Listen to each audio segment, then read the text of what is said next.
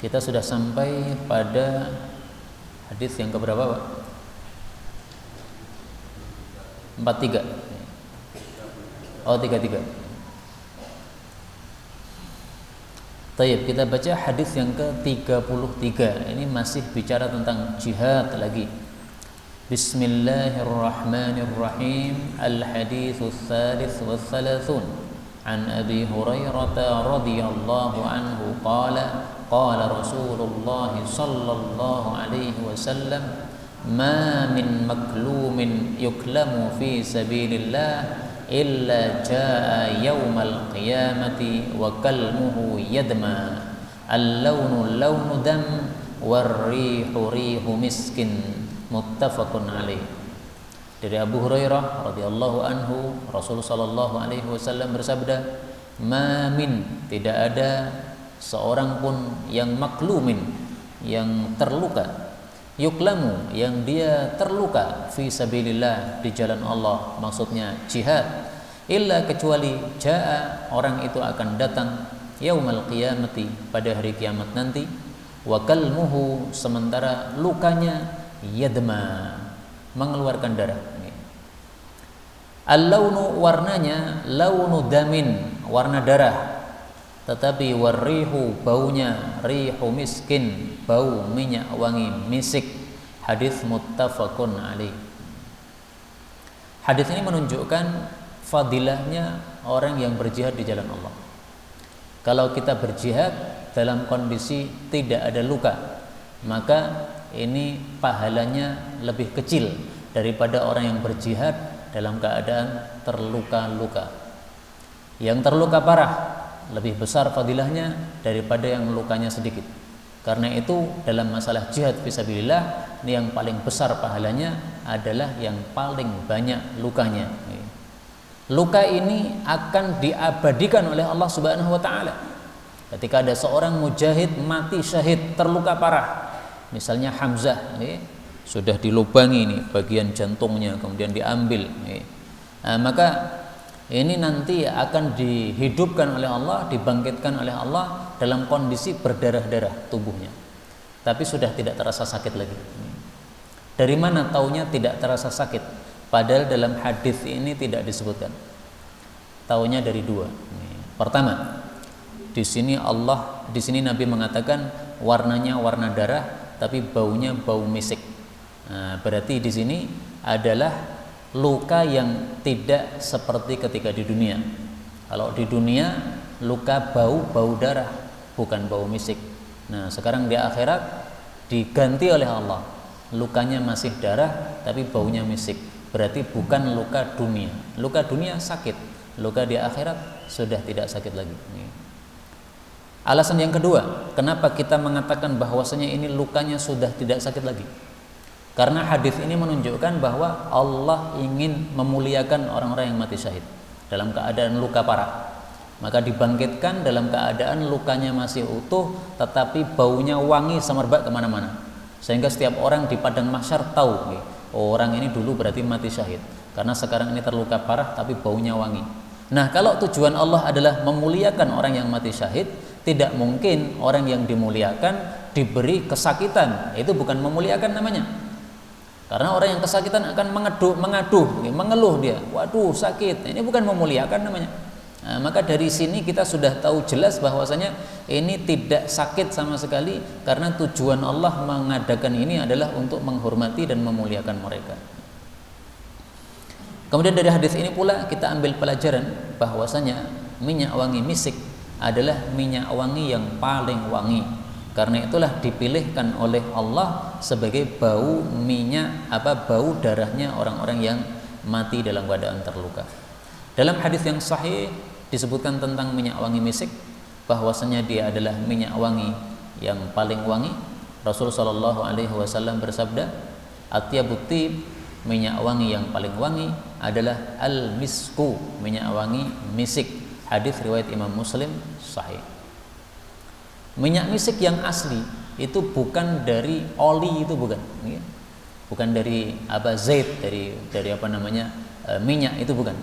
Tapi minyak wangi misik ini berasal dari darahnya kijang. Pada tubuh kijang ada satu bagian yang kalau dibelah akan keluar darah-darah kijang yang khusus, tapi sudah tidak berbentuk darah lagi, sudah berubah menjadi misik, sudah berubah, sudah istihalah. Kalau darah kan mengalir cuer begitu. Nah, kalau ini sudah enggak lagi. Nah, ini baunya sangat wangi sekali. Kalau dipakai maka bisa 1 bulan itu tidak hilang baunya, katanya begitu. Saya sendiri nggak pernah memakai minyak misik yang asli. Saya pakai misik tapi misik palsu Pak. Yang biasanya dijual 5.000 itu, tulisannya misik. Dipakai sehari ya besoknya sudah nggak bau lagi, karena itu hanya misik tulisan saja, bukan misik asli. Kita lanjutkan hadis 34. Al-hadithur rabi' wa thalathun an Abi Hammadin radhiyallahu anhu qala sami'tu Rasulullah sallallahu alaihi wa alihi wa sallam yaqulu innallaha yudkhilu bis-sahmil wahidi thalatha nafarinil jannata sani'ahu yahtasibu fi san'atihil khaira warramiya bihi wa mumbilahu warmu warkabu wa antarmu ahabbu ilayya min antarkabu wa man taraka ar-ramya ba'dama ullimahu raghbatan anha fa innaha ni'matun tarakaha au qala kafaraha. Rawahu Abu Dawud. Hadis ini sengaja tidak dikasih derajatnya karena memang derajatnya adalah dhaif. Di dalam sanadnya ada rawi bernama Khalid bin Zaid al-Juhani. Dia adalah seorang rawi yang tidak thiqah.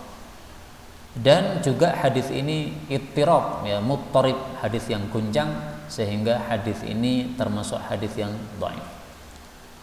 Tapi meskipun hadis ini dhaif, isinya sahih. Isinya benar. Apa isinya? Mari kita pelajari. Innallaha, sesungguhnya Allah, yudkhilu, memasukkan bisahmil wahid, dengan sebab satu anak panah, thalatha nafirin, 3 orang, al jannata, semuanya masuk jannah. Siapa 3 orang itu? Yang pertama sani'ahu, yang membuat anak panah tadi, yahtasibu, yang dia mengharap-harap, fi san'atihi, di dalam pembuatannya tadi, al khaira, kebaikan, maksudnya pahala.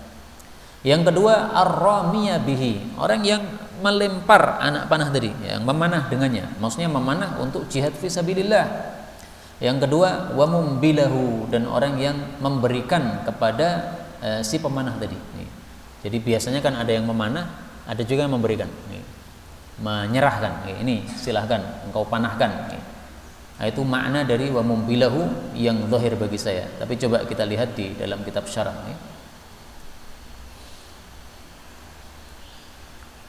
Ini boleh dibaca mumbil atau munabbil. Kalau dalam kitab yang saya buka ini dibaca munabbil. Apa itu makna munabbil? Munabbil adalah munawiluhu lirrami, orang yang menyerahkan anak panah, memberikan anak panah kepada si pemanah, liyarmiya bihi, supaya dia bisa memanah dengannya. Ihtisaban minhu, dia mengharap pahala dari Allah dengan sebab itu. Yaqumu bijambih, yang dia berdiri di sampingnya si pemanah memberikan anak panah. Au khalfah, atau berdiri di belakangnya si pemanah. Fayunawilahu iyyah, lalu dia menyerahkan anak panah kepada si pemanah. Jadi supaya si pemanah fokus, maka dia melihat ke arah musuh terus begitu. Begitu panahnya sudah lepas, maka ada orang yang menyerahkan anak panah yang kedua. Dia pasang lagi, kemudian dia fokus lagi menyerang kepada musuhnya. Itu yang dimaksud mumbil. Lah ini makna hadis ini sahih. Karena memang dalam Islam ini siapapun yang punya andil dalam suatu kebaikan dapat pahala. Hadis tentang itu banyak sekali kita temukan. Misalnya pengajian seperti ini, siapapun ikut andil pengajian ini dapat pahala. Meskipun dia sedang tidak ikut pengajian karena ada uzur. Tapi dia ikut andil. Andilnya apa? Dia siapkan proyektor. Setelah dia siapkan proyektor, dia pulang ke rumah karena nggak bisa ikut hadir, tapi dia sudah menyiapkan dulu. Nah, kemudian ada pengajian, proyektor dipakai, dia dapat pahala meskipun dia di rumahnya tidak duduk di sini karena sudah ikut andil. Nah, di sini semuanya ikut andil. Soni yang membuat anak panah, tetapi syaratnya dia membuat anak panah ini mengharap pahala. Kalau hanya niatnya mengharap duit, dia hanya dapat duit. Karena itu kalau kita jualan apapun yang bisa diniatkan pahala, niatkan pahala. Misalnya jualan kitab. Kitab itu bisa diniatkan pahala enggak? Bisa dong. Kalau dibaca orang, dia jadi berilmu. Nah, maka jualan kitab niatnya jangan hanya untuk mencari untung dari kitab tadi. Jualan kitab niatnya dua. Niat pertama menyebarkan ilmu. Nah, sehingga menyebarkannya caranya gimana? Jualan kitab supaya kitabnya tersebar kemana-mana. Yang kedua dapat duitnya tadi. Ini adalah niatannya yang benar seperti itu semestinya. Kalau engkau hanya niatkan duit, dapatnya duit saja. Karena di sini disebutkan yahtasib, ya, dia mengharap pahala dari Allah Subhanahu wa taala. Yang kedua rami bihi, yang memanah, wa mumbiluhu atau munabbilahu, yang menyerahkan anak panah itu. Ini semuanya ikut andil. Hadis yang menguatkan apa yang saya sampaikan ini, sabda Nabi sallallahu alaihi wasallam. Rasulullah bicara tentang orang yang berperang. Beliau mengatakan man jahhaza ghazian, siapa yang menyiapkan untuk orang yang berperang fi sabilillah, faqad ghaza, maka dia sungguh telah ikut perang. Maksudnya dapat pahala juga. Hadis muttafaqun alaih. Menyiapkan orang yang perang. Dia enggak ikut perang, tapi dia membiayai. Silahkan kamu ikut perang, dananya dari saya. Butuh apa? Kuda, saya siapkan kuda. Dana berapa? Pulang pergi 2 juta, saya siapkan 2 juta. Nah, ini berarti jahaza, menyiapkan. Demikian juga menyiapkan pengajian seperti ini ya, menyiapkan mic-nya, menyiapkan mejanya, menyiapkan kipas anginnya, menyiapkan apapun untuk pengajian ini.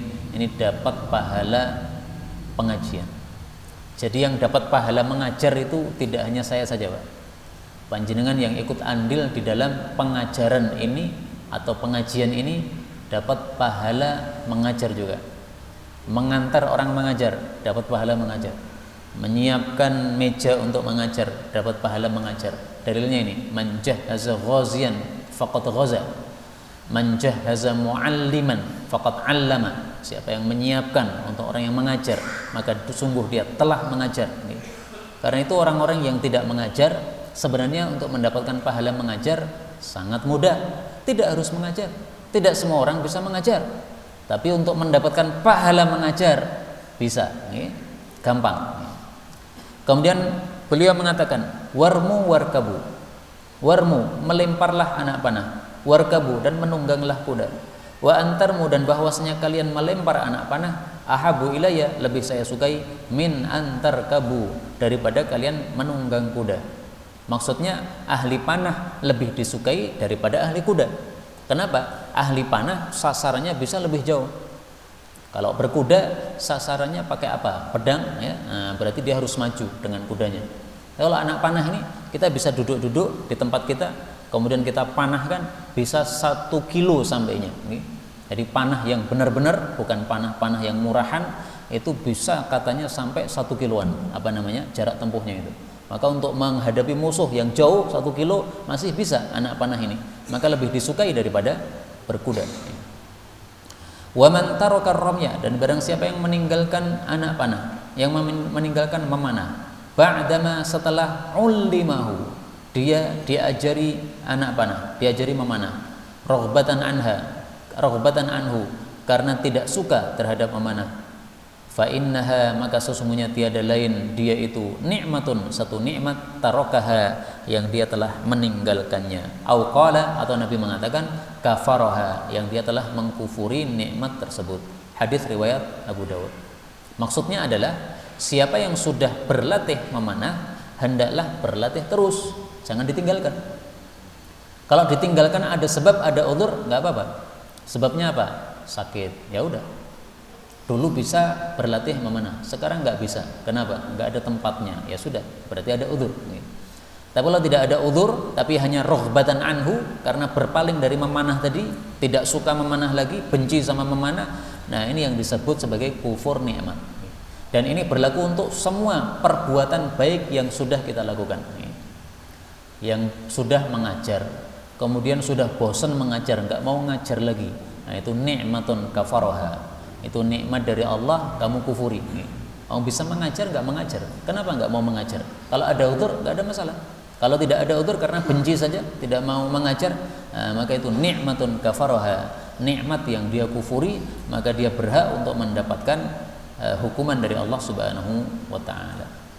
Kita lanjutkan hadis 35.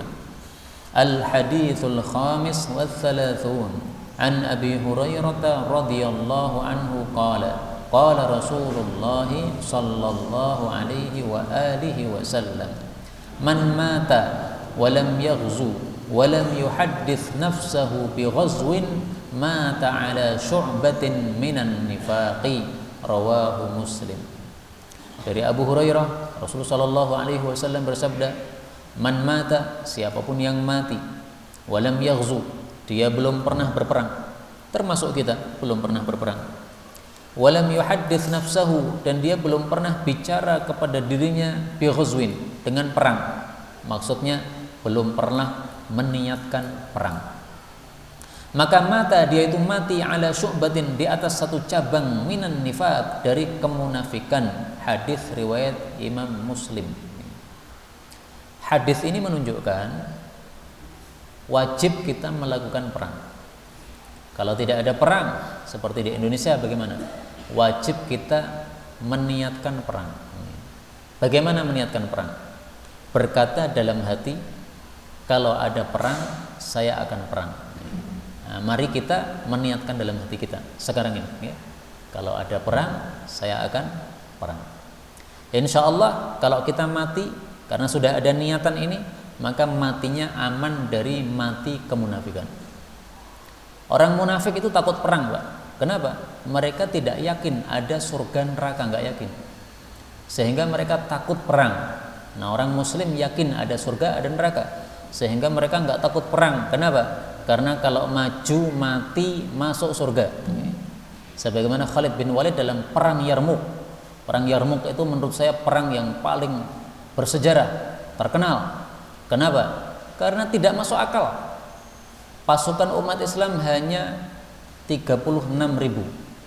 Pasukan orang-orang kafir 200.000. 36.000 melawan berapa? 200.000. Sangat tidak imbang. Itu kira-kira satu orang dikeroyok 5 orang. Senjatanya mereka lebih lengkap. Karena itu Khalid bin Walid ditakut-takuti oleh orang-orang kafir. Ada orang kafir mengatakan, betapa sedikitnya jumlah kalian, betapa banyaknya jumlah kami. Maka Khalid bin Walid teriak-teriak. Dia mengatakan, apakah kalian menakut-nakuti kami dengan jumlahmu? Maka sungguh kemenangan itu bukan dari banyaknya jumlah, tapi menang itu karena diberi pertolongan oleh Allah Subhanahu wa taala, dan kalah itu kalau dibiarkan oleh Allah Subhanahu wa taala. Khalid bin Walid. Kemudian Khalid bin Walid ini ternyata orang-orang kafir yang jumlahnya 200.000 ketakutan, Pak. Kenapa ketakutan? Karena ternyata ketuanya Romawi, yaitu Kaisar, dia sudah membaca dalam kitab sucinya bahwasanya Islam nanti akan menguasai, Muhammad akan menguasai termasuk daerah Romawi ini. Maka dia yakin bahwasanya umat Islam ini pasti menang, nggak mungkin kalah. Meskipun kapan menangnya dia nggak tahu, ya, tapi yakin karena dalam kitab sucinya sudah disebutkan seperti itu, kekuasaan Nabi Muhammad itu sampai Romawi. Maka meskipun jumlah pasukannya 200.000, dia nggak berani memulai penyerangan. Dia nunggu Khalid bin Walid dan bala tentaranya nyerang dulu. Ternyata Khalid juga nggak nyerang-nyerang karena mengetahui jumlahnya yang sedikit, kalau langsung menyerang mungkin juga tidak tepat waktunya, ya, maka mereka menunggu. Kalau mereka serang kita lawan. Ya. Nah, akhirnya Khalid bin Walid ditawari untuk mundur. Udahlah, kalian mundur saja, tidak usah perang. Nanti kalau kalian pulang, masing-masing satu orang bawa 10 dinar. 10 dinar itu nggak sedikit, Pak. Kalau kita punya uang dinar, wajib kita zakat itu kalau punya 20 dinar. Nah, ini ditawari masing-masing orang pulang bawa 10 dinar. Nah, kalau sekarang zakat kira-kira 80 juta nisabnya, kira-kira, nah, maka berarti masing-masing orang ditawari bawa pulang 40 juta. Nah, siapa yang nggak mau ini? Tapi Khalid bin Walid mengatakan, kami ini orang-orang yang datang bukan karena cari duit, karena lapar, bukan. Kami orang-orang yang suka minum darah kami, dan kami mendengar informasi bahwa darah yang paling lezat itu darahnya orang-orang Romawi, maka kita perang kepada kamu supaya kita minum darahmu. Ini untuk nakut-nakuti, Pak. Jadi ditakut-takuti malah balas menakut-nakuti. Bukan berarti betul-betul minum darah, nggak mungkin. Haram darah diminum, tapi untuk menakut-nakuti. Nah, inilah perang Yarmuk. Kalau mau melihat sejarahnya yang lebih komplit silahkan dibaca dalam kitab-kitab sejarah. Kalau sekarang sudah ada YouTube bisa dilihat ya, sejarah perang Yarmuk. Masya Allah, ini kekuasaan Allah sangat tampak sekali di situ. Dan ini menunjukkan bahwa orang Muslim tidak takut mati karena dia yakin adanya jannah dan neraka. Apa hukum dari perang? Apakah fardu ain ataukah fardu kifayah? Kalau kita hanya membaca hadis ini saja, seolah-olah perang hukumnya fardu ain. Tapi yang benar adalah perang itu hukumnya fardu kifayah. Dalilnya dalam Al-Quran. Allah Subhanahu wa taala menyebutkan, "Falaula nafara min kulli firqatin minhum ta'ifah wa ma kana al-mu'minuna liyanfiru kafah." Tidak sepantasnya seluruh orang-orang beriman itu berangkat perang semuanya. Enggak pantas, enggak boleh. Enggak pantas maksudnya enggak boleh.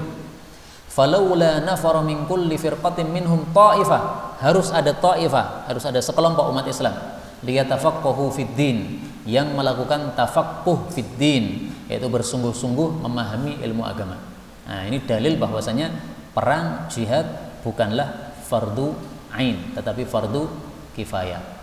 Fardu kifayah itu bagaimana? Kalau ada umat Islam yang sudah melakukannya dan sudah mencukupi, maka berarti kewajiban jihad gugur dari seluruh umat Islam yang lain. Misalnya, orang-orang kafir menyerang Indonesia. Berapa orang yang diperlukan untuk menghalau mereka? Diperlukan 10.000 umat Islam. Nah, ternyata 10.000 umat Islam sudah bangkit melawan musuh-musuh tersebut. Nah, maka berarti yang lain-lain sudah tidak wajib untuk perang. Kenapa? Sudah bangkit jumlah yang mencukupi untuk melawan atau melakukan peperangan terhadap orang-orang kafir. Tapi ringkasnya saja, jihad itu menjadi fardu ain dalam dua kondisi. Pertama, apabila Amirul Mukminin atau khalifah menyuruh kita untuk berangkat perang semuanya. Seperti dalam kasus perang Tabuk tahun 9 Hijriah, Rasulullah melakukan nafiri umum. Seluruh umat Islam wajib keluar perang, tidak boleh ada yang tinggal di Madinah. Yang tinggal di Madinah hanyalah orang-orang yang dikasih izin oleh Nabi karena ada udzur, mungkin sakit, mungkin ada urusan yang lain, atau diberi tugas oleh Nabi SAW. Misalnya Abdullah bin Umi Maktum, karena dia buta, nggak bisa perang kan, orang buta, maka dia disuruh untuk tetap tinggal di Madinah menjadi imam di Masjid Nabawi, sholat 5 waktu di situ. Nah, ini berarti ditugas oleh Nabi SAW. Yang tidak dikasih tugas, tidak diberi udzur, maka dia wajib keluar untuk jihad fisabilillah. Nah, dalam kondisi seperti ini fardu ain. Tapi sekarang nggak ada khalifah. Nah, seandainya ada khalifah dan khalifah melakukan nafiri umum, maka wajib hukumnya fardu ain setiap kita untuk melakukan perang.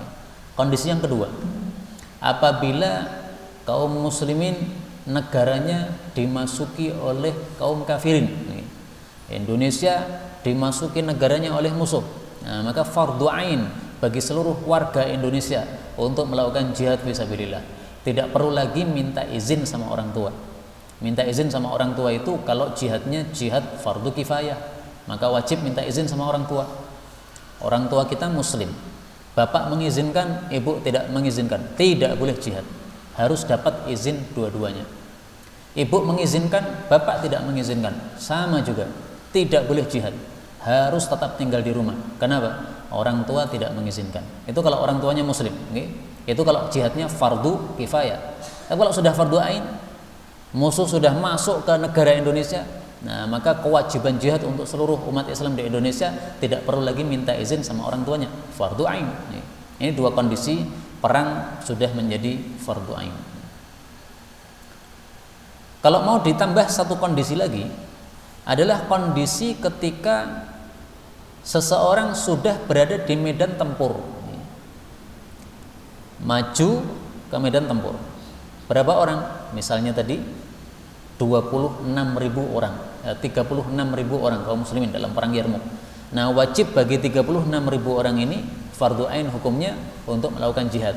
Tidak boleh kemudian mundur, minta izin, saya pulang aja saya, ya, karena bisnis saya lagi berantakan nih, atau saya pulang saja nih karena anak saya nangis terus di rumah nih. Nggak bisa, sudah di medan tempur, sudah wajib fardu ain untuk melakukan jihad fisabilillah. Anak di rumah nangis, ya serahkan sama orang rumah, karena engkau sudah berada di medan tempur, maka wajib hukumnya fardu ain untuk tetap melanjutkan peperangan.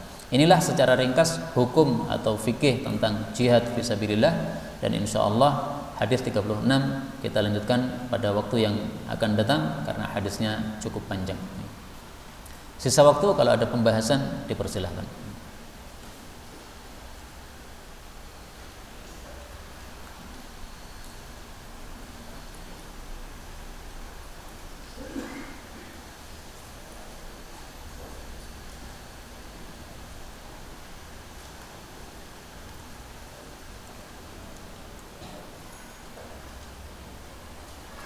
Rasul sallallahu alaihi wasallam bersabda, la hijrata, tidak ada hijrah lagi ba'dal fath, setelah fathu Makkah, walakin, akan tetapi yang ada adalah jihadun wa niyatun, jihad dan niat.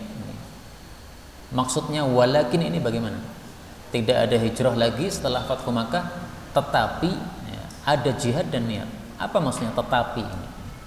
Maksudnya adalah fadilah hijrah yang sangat besar tidak bisa kita dapatkan lagi karena sudah tidak ada lagi hijrah dari Mekah ke Madinah.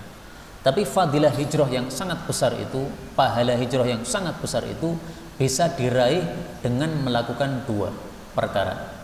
Yang pertama adalah jihadun, yang kedua adalah niyatun, niat yang baik dalam semua aktivitas kita. Nah, maka meskipun kita termasuk umat belakangan, ya, sudah nggak ada lagi hijrah dari Mekah ke Madinah, tetapi pahala hijrah masih bisa kita dapatkan, yaitu melakukan jihad. Yang pertama, kalau ada jihad. Yang kedua adalah niat yang baik di dalam segala amal aktivitas kita. Sekarang tidak ada jihad fisik di Indonesia, maka kita hanya bisa meniatkan dalam hati kita untuk melakukan jihad tersebut, dan kita bisa melakukan amalan yang menggantikan jihad, yaitu talabul ilm, mencari ilmu. Karena Rasulullah sallallahu alaihi wasallam bersabda, sebagaimana diriwayatkan oleh Al-Imam Ibnu Majah, bahwasanya orang yang talabul ilm itu setingkat dengan mujahid fi sabilillah. Man jaa masjidi hadza, siapa yang datang ke masjidku ini, Masjid Nabawi, lam ya'tihi illa li khairin yata'allamu, tidak mendatanginya kecuali untuk kebaikan, maksudnya ilmu agama yang dia akan mempelajarinya, au yu'allimu, atau dia akan mengajarkannya, fahuwa fi manzilatil mujahid, maka dia setingkat dengan mujahid fi sabilillah. Hadis riwayat Ibnu Majah dan disahihkan oleh Al-Imam Al-Hakim. Dan ini termasuk rahmat Allah untuk kita. Pahala hijrah nggak bisa kita dapatkan karena hijrah sudah habis, tapi Allah berikan ganti jihad, niat, bisa kita amalkan. Jihad nggak ada di Indonesia, Allah kasih ganti lagi, ada talabul ilm, datang ke masjid mencari ilmu, datang ke masjid mendengarkan ilmu, datang ke masjid menyampaikan ilmu. Itu sudah setingkat mujahid. Kok bisa setingkat mujahid? Para ulama mengatakan karena agama itu tegaknya dengan dua perkara. Pertama adalah bisinan, dengan senjata, jihad. Yang kedua adalah bil bayan, dengan ilmu. Kalau umat Islam tidak melakukan jihad, pasti Islam akan kalah. Kalau umat Islam tidak mempelajari ilmu agama, pasti Islam akan kalah. Karena dulu pernah terjadi di masa Nabi SAW, ada para sahabat yang pergi jihad, kemudian mereka balik ke Madinah, mendapati harga barang-barang mahal.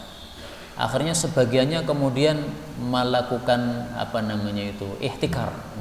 Ihtikar itu membeli barang dengan banyak sampai barangnya itu kemudian menjadi sedikit, kemudian dijual lagi dengan harga yang mahal, menimbun.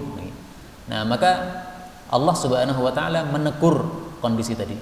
Allah mengatakan, wa ma kanal mu'minuna liyaghfiru kaffah falaula nafara min kulli firqatin minhum ta'ifatul liyatafaqahu fid din wa liyunziru qaumahum. Jangan semuanya perang, karena kalau semuanya perang tidak pernah belajar agama, bodoh semua nanti. Tapi ada yang perang, ada yang tafakuh, yang mempelajari ilmu agama. Fungsinya yang tafakuh ini apa? Liyunziru qaumahum idza raja'u ilaihim, supaya memberikan pelajaran, memberikan ilmu, memberikan ancaman kepada kaum mujahidin yang sudah selesai perang dari jihad. Karena tadi terbukti ada orang-orang selesai perang malah menimbun barang, kemudian melakukan memahalkan barang untuk kaum muslimin. Ini dosa termasuk seperti ini. Ini harus dijelaskan oleh orang-orang yang tafakuh. Nggak boleh kamu begitu. Nah, mereka yang jihad tadi memang nggak paham bahwasanya menimbun itu haram, nggak pernah mendengar hadis bahwasanya menimbun itu haram karena sibuk dengan jihad fisabilillah. Nah, makanya harus ada dua ini, okay? Harus ada jihad, harus ada ilmu juga. Ilmu tidak dijalankan, jihad tidak dijalankan, maka pasti Islam akan kalah. Mudah-mudahan kita semuanya termasuk orang-orang yang sudah melakukan kewajiban jihad ini, baik itu jihad fisik, kalau tidak ada maka jihad ilmu. Amin ya rabbal alamin. Wallahu a'lam bissawab. Walhamdulillahi rabbil alamin.